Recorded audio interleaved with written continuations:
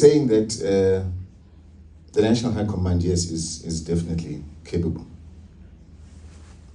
What was the other question?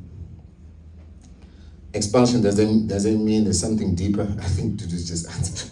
She's just answered that with the question on Hillcrest. Do we believe we will do well come local government elections? Mkhonto we Sizwe Party is the fastest growing political party in the country. But due to the politics wanting to overtake the liberation agenda, because activists are now being purged, the activists are going to respond. There's one thing I can tell you.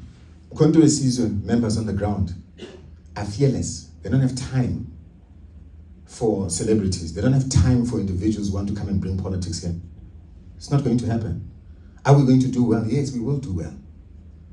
But we need a Treasurer General also who must focus on fundraising and not just focus on monies that we get from the IEC. That's a problem. That's why even in the statement where we announced the Institute, we said the TG role must actually be a fundraiser. Because you cannot fund a revolution based on monies from the IEC. Forget it. It's not going to happen. If you need resources to advance the liberation agenda, you need to institutionalize your organization to that being in the form of an institute. Not a political party in its current form. No, it's not going to happen. Otherwise, you're perpetuating the same problem. Funders fund institutions.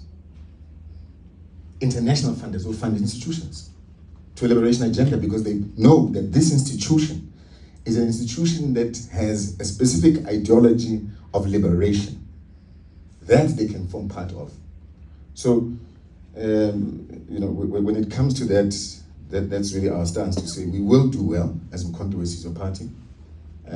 We are quite confident that the sooner there's a mass exodus at officials level and the right SG is appointed, the better.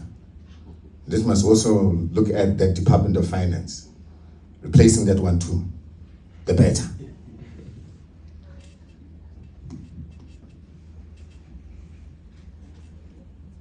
Yes, let's bring